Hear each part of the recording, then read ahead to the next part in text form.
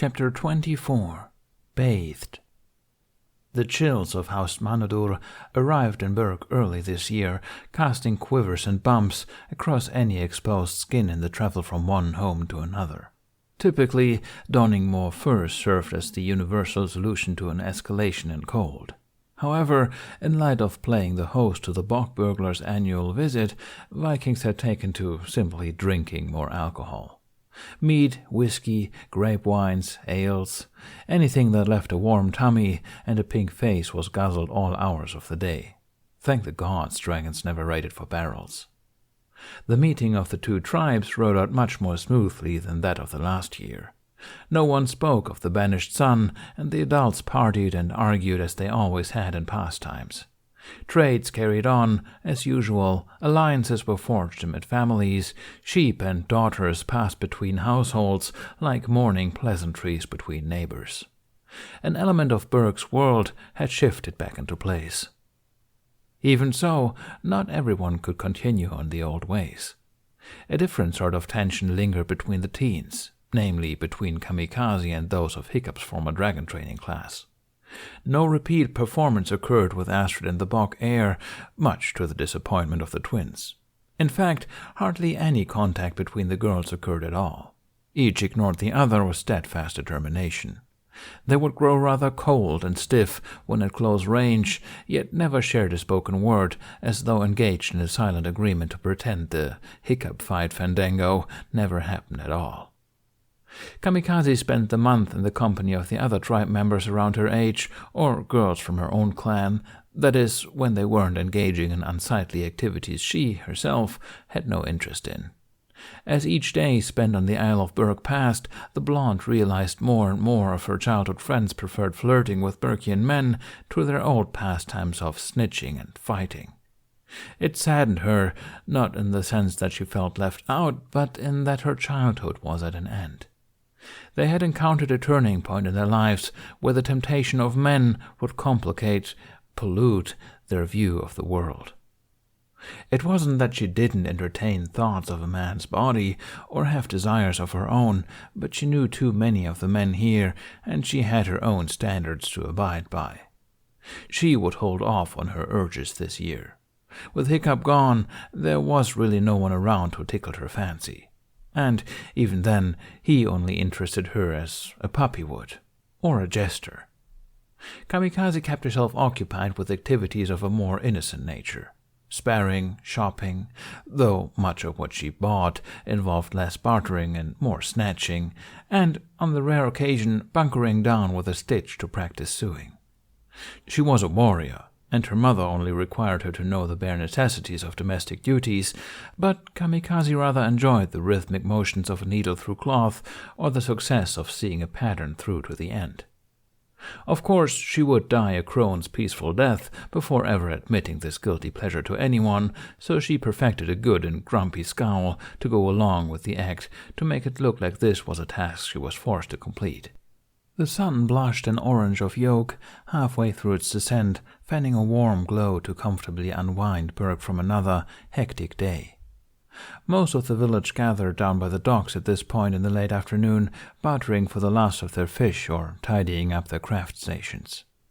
Kamikaze enjoyed the quiet, isolated area surrounding the chief's home and away from the bustle of people. A place where she could leave her features unguarded. It was the perfect setting for her to practice her stitch, survey the village, and enjoy the last of the crisp, sunny skies before the winter overcast came to darken their world. A flicker of blue caught her eye, and Kamikaze glanced up to see that Hofferson girl, Astrid, walking alongside a man she did not recognize. Berk would get the occasional ship of neighboring visitors in conjunction with the burglars on some years, and this year the devil dogs made a concurrent appearance. Needless to say, the last week and a half had been a full island. Despite her best efforts, Kamikaze found her eyes drawn to the girl whenever she was in range, and would bet her Roman-crafted spear that Astrid suffered the same affliction. That hint of animosity lingered, unfinished business still existed between them. For her part, she hadn't gotten Astrid to admit she was wrong, and the fact would annoy Kamikaze until they could have a proper rematch. The mood for one hadn't struck, not once since she got here. The time for fighting over Hiccup's fate had come and gone, and had left a bad taste in her mouth. Kamikaze watched as Astrid smiled politely to the man's animated speech. The other young woman looked much more relaxed than Kamikaze recalled.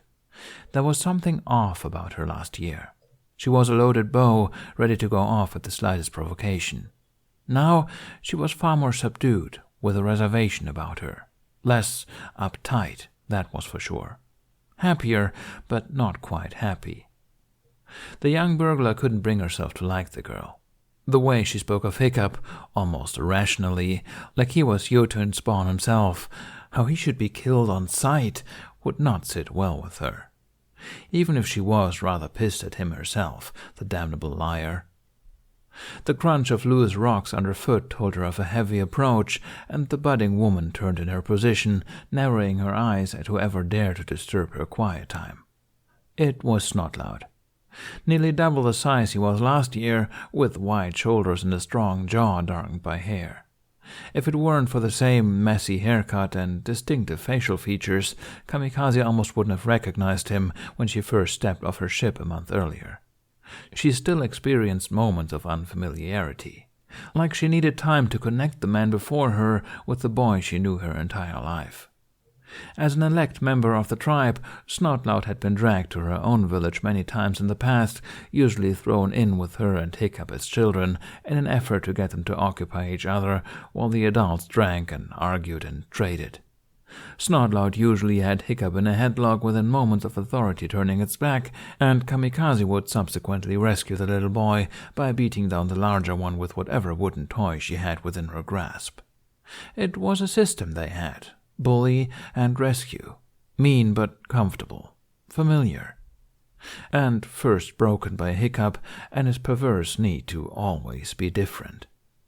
She missed those simple times.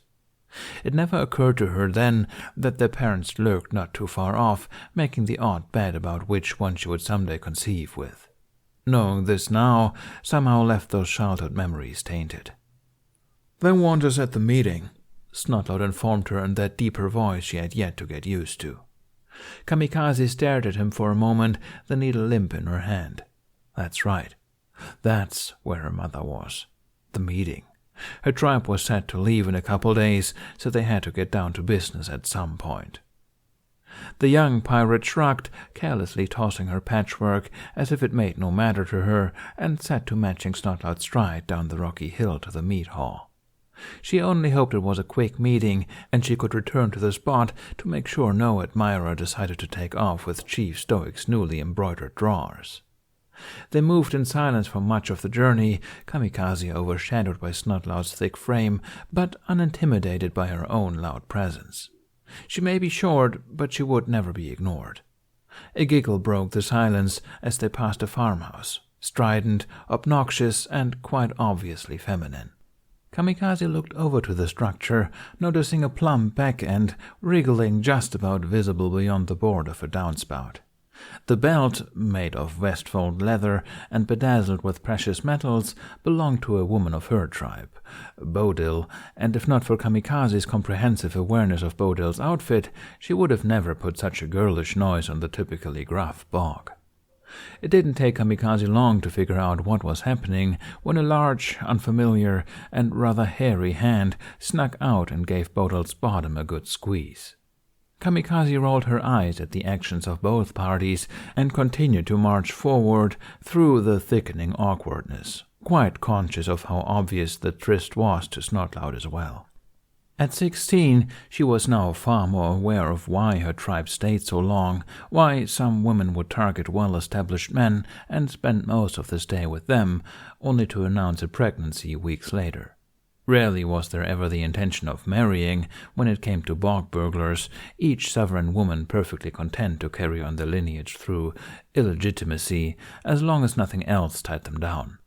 On rare occasion, a burglar would be properly wooed into wedlock, thus leaving the tribe, but for the most part they stuck to the clan, braving the most tremulous of seas with nothing to support them but the wood beneath their feet, the wilds of their hearts, and their sisters. Kamikaze knew her own father was a Castilian nobleman that took over Valencia, A perfectly respectable specimen to father the future leader of the bog burglars, both powerful and influential. She also knew it wouldn't be long before all eyes were on her to find the proper sire for the next heir, and she would be expected to meet, if not surpass, the standards her mother set. Then again, Bertha often made offhand comments how Kamikaze seemed to take after the other man she had been intimate with at the time. Some Saxon fellow named Robinek, or some such matter. If that were the case, then she pretty much had a clean slate when it came to the value of a man's seed. Whoever won out for the position of her father did not stir the personal concern of the child in question.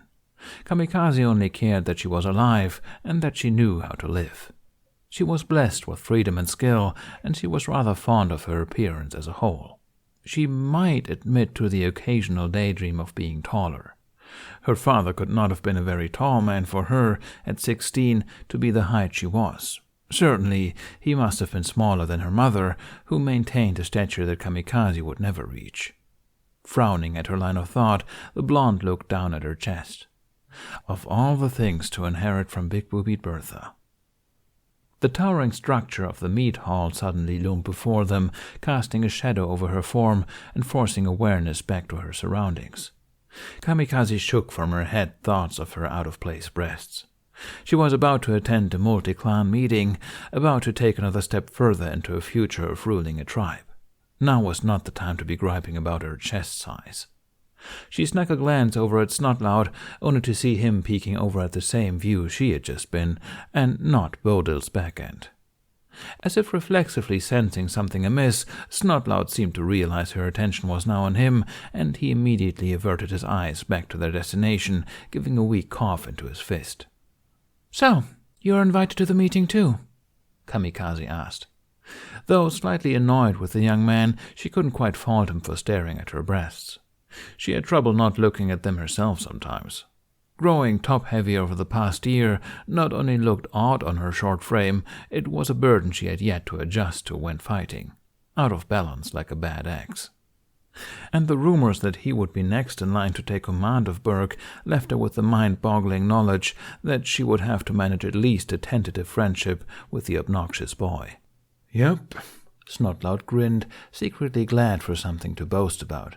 "I practically have the chieftainship in the bag." "What if Hiccup comes back?" Kamikaze wanted to ask. "What if his outlawry is abated before you take over?" She didn't, of course. Something told her such presumptuous query words would not be kindly received. While never one to shy away from confrontation, Kamikaze slowly learned the art of choosing her battles as she approached womanhood. Going into a meeting where she would be expected to uphold all the attitude of an heir and alongside a potential alliance holder was not the situation to start prodding with uncomfortable questions. They ascended the crumbling stone steps and sink, Snoggletog's slightly longer legs moving slower against Kamikaze's short and swift strides. The rutted jumble of deep shouts attempting to drown out one another wafted from the cracked door in place of the usual aroma of mutton and ale. "Is the meeting already in progress?" Kamikaze asked, trying to force politeness over what she initially wanted to ask. "Just about, yeah," the brunette reported. Somehow, even as he climbed the steps, he managed to keep his chest puffed out, still evidently riding on the comment of being chief. "From what I've heard, they're addressing the new nest issue, seeing how there's not going to be any more hunting parties for it." The way Snoggletog's face contorted when he said nest issue spoke volumes of his own opinion. Kamikaze took the bait, pacing faster and moving up a few steps to gain a closer sense of eye level. "Nest issue?" He grunted, rolling his eyes beneath his thick brow. "Yeah, we got a tip-off a while back about how the dragons are operated and how it is pointless to keep searching for the nest. Apparently it's impossible to find. So, yeah, no more hunts." This was the year he would have been going on the final expedition. His chance to find hordes of dragons without having to worry about protecting civilians or livestock or houses or fire management. It would have been his chance to prove to all the naysayers and doubters of his ascension that he could be a capable and brave leader too, even if he didn't have the direct birthright. His grandfather had done it before, had taken over as chieftain when no rightful heir was able, and he would as well. But unlike his grandfather, Snoggletog had no intention of giving it back. They leveled out at the top of the steps, bringing Kamikaze back to his nose's height. Something about Snoggletog's respawn made Kamikaze's heart leap with annoying anticipation and a long-missed excitement, a spark that had been missing from Berk for too long. "Where'd you get this tip off?" she asked, unable to quite keep the smile from her face. Snoggletog reached the door first, holding it open for her in a newly forced habit, courtesy of his father. He looked down at her as she passed him, the shadows of the gigantic oak doorframe coloring his eyes a dark gray. "Guess." Kamikaze smirked. Perhaps this meeting would be more interesting than she expected. In no way was the meeting interesting. Kamikaze swayed on her feet and quickly clenched the muscles in her legs to keep the tired motion from detection. At this point, it was Stoic's second in command, Snoggletog's father, who had the floor, and he spoke in a low, deep voice, as every other speaker had, about issues that had no impact over her and thus hardly cared for. The lighting in the hall was dim and the air warm and stifling, thanks to the crushing proximity of dozens of meaty bodies, creating the perfect, soporific atmosphere to suffer through. With some satisfaction, she noticed that Snoggletog fared no better than herself. Every so often his eyes would glaze over, and he would comically snap to attention with a series of rapid blinks. He stayed just behind his father's shoulder, visible enough to announce status, but just enough in the shadows for his inattention to remain covert. Perhaps if she had been allowed to speak, or have any input at all on the decisions being discussed, she would be more interested in negotiations. As it were, she was still only to observe, and would most likely be expected to relive the experience back in the comfort of her ship, where her mother would put her through the ring of breaking down topics and finding faults and boons in the ultimate decisions. She knew all that she needed to know, in her humble opinion. The search for the nest would be stopped. Of course, at first announcement this caused a riot, and the Berkian Council was forced to hash out their reasoning piece by tedious piece. They brought up history, patterns, the stretching of resources, the losses of last winter, and the expected losses this one. But not once, in the in-depth discussion, was Hiccup mentioned. It was the only topic Kamikaze actively paid attention to, and she was bitterly disappointed at how everything that could possibly be credited to Hiccup was slathered up in lies and misleading facts. The Berkians weren't being malicious in their cover-up. The end result would still be the same. They most likely omitted Hiccup's involvement to save their own face. After all, who would take advice from a traitor? As that particular subject tapered off, most, ultimately, accepted that Berk would no longer seek out the nest. But neither the dogs nor the bogs promised to agree to the same code. The devil dogs suffered attacks on their village as well. Unlike Berk, they were not as stretched for resources. They had more access to forests, more food, and better cover from dragons. They swore to continue searching for the nest until they found it or every last hunter was dead. The bog burglars didn't have to worry about dragon attacks on their base village. They were just out of reach, for the nonce. Most of her clan, including Kamikaze, had noticed a disturbing pattern of new villages being subjected to attacks, each striking closer to their home, as if the dragons were expanding their territory to terror. A day would come when the bog burglars would have to focus on protecting rather than exploring, and, from the looks of it, it would be during Kamikaze's reign. For now, Kamikaze would, bitterly, accept that Hiccup's involvement would remain uncredited. She had a feeling that her mother was, at least, more privy to the details about the source of this information than what was formally being presented, and possibly the chief of the devil dogs as well. It would be no easy feat getting the masses to accept indirect aid from a traitor, and sequestering the truth would be less messy. At the present time, anyway. One day, the truth would unfurl. Kamikaze personally believed that revealing that someone in direct communications with dragons came up with a solution rather than a plan formed from unsavory statistics would open more people to sharing the idea. A loud clap startled her from her reverie, and Kamikaze turned wide eyes onto the thick, ginger-haired arms of Stoic the Vast as they waited for everyone's attention. She missed the change in speaker.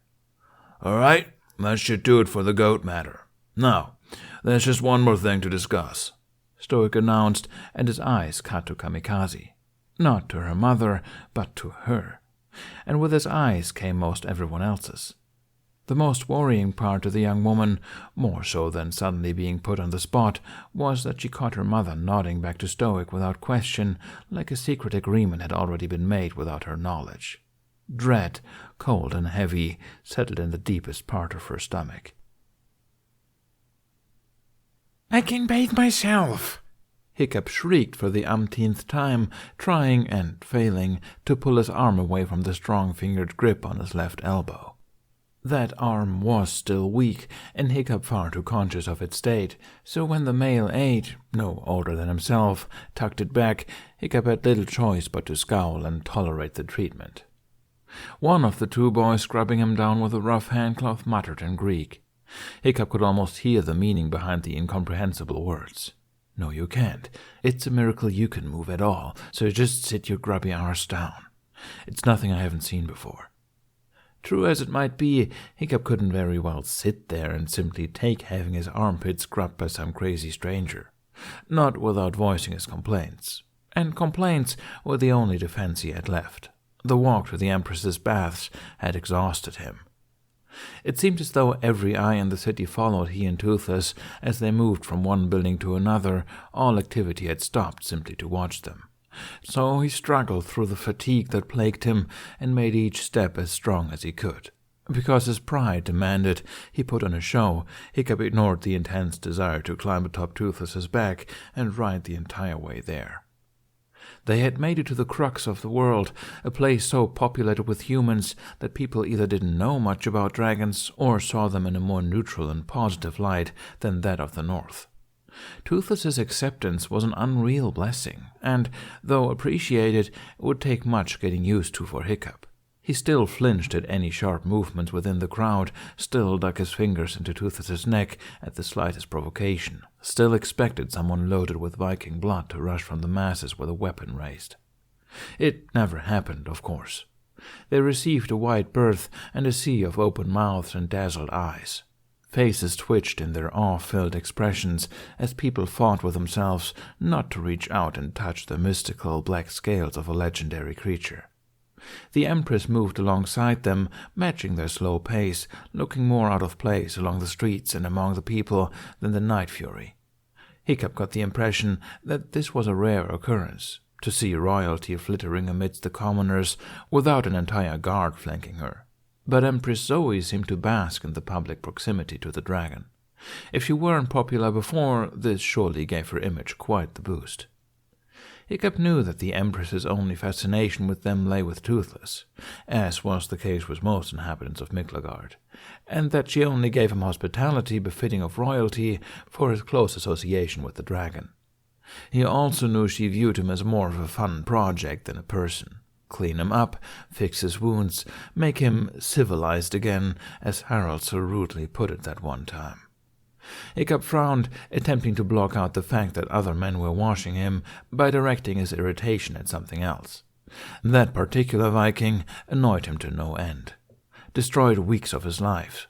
Painful, infuriating weeks that left him weak and emaciated and back at square one. And he still had the audacity to pop in every now and then to see if Hiccup had healed yet. Hiccup was already breaking records for surviving in the first place, and it wasn't as though he had enjoyed surviving either. He almost preferred the isolation of healing to the extra attentions of men in towels. And he was clad only in a waistcloth himself. Granted, this was better than the alternative, an instant gory death, but humiliation through bathing was a punishment he'd never thought he'd be subjected to. The first part of the bath was tolerable, though Hiccup couldn't quite see the point in receiving a massage when the aim was to get clean. The Empress gave him a short rundown of what the bath would entail before leaving him to change. He accepted the terms without much fuss at the time, still rather embarrassed about having a state of hygiene pointed out to him by her. The room he started in was hot, with steam filling the air that opened his lungs and caused his skin to slick with sweat. He laid on a heated slab of marble, assuming the entire point of sweating this much in a bath was to make him want to bathe even more. Toothless didn't sweat. He spent that time prancing around Hiccup in circles, expressing how excited he was that Hiccup was walking now, and asking repeatedly how long it would be until they flew again. Hiccup replied, amused but exasperated, in undertones, conscious of the fact that no one else would understand he engaged in a two-sided conversation. He allowed an older man to massage him without much protest. He had been warned, after all, but he couldn't enjoy the massage fully. People touching him felt too weird now. Warm, hard scales were a natural thing against his body, as common and comfortable as a pillow beneath the head. But not the squishiness of skin molding on skin, and Hiccup remained stiff through much of the process. The masseur directed most of the detention to Hiccup's back, working the unused muscles around the wounded area and focusing on the knots in his shoulders and neck from spending so long a time on his stomach. Though not particular to massages on a personal level, Hiccup would be the first to admit that it was a good thing for his body. When he was told to move on to the next room, the recovering boy looked forward to a nice long soak in cool water, to be rid of the sweat and the feel of hands on him. The next thing he knew, he had more than one set of hands on his skin, and, rather than soaking in a pool, he had a bucket of water dumped on his head as he was ushered onto a hard seating. "Will you settle down and just enjoy this?" Toothless's lazy voice interrupted his introspection. "It's not so bad." Hiccup tossed a dark look over at the winged lizard, who currently sprawled across a marble slab, large and circular, set in the center of the room, the very same Hiccup now sat on the edge of. "Why are they here?" Hiccup muttered, his voice low as a caution to attention, but the whine still very evident. He didn't refer to the two men who cleaned him, he referred to the two women who cleaned Toothless. Earlier, when they changed rooms, Toothless made a show of growling at any man who approached and purring loudly when presented with a woman, using actions that could be understood by any being. For the life of him, Hiccup had no idea what the dragon was playing at. "I had a feeling they'd be better with their hands. Ooh, and I was right." Toothless closed his eyes, the smile clear on his face, as one of the young women worked some suds thoroughly but delicately along the ridges of his back. Hiccup could feel his face heat at the audacity of the beast. "I can't believe you," he hissed, forgetting all about discretion. He made to face Toothless, but one of the aides grabbed his foot and began scrubbing roughly between his toes, keeping him rooted. Hiccup was forced to continue his surreptitious look over his shoulder. "You make fun of me about the mermaids, and then you go and have a bunch of human girls hang all over you?" Young, rather pretty girls, garbed only in the same towels as everyone else in the room. Toothless cracked open a large, reptilian eye. "Who said this is for me?" Almost against his will, Hiccup spared one of the girls a look. She met his eyes, grinned, and went back to massaging Toothless's tail. Hiccup let out a breath he hadn't realized he hitched upon making eye contact and faced forward once more. "Odin, give me strength," he whispered to himself, unable to get the heat to leave his cheeks.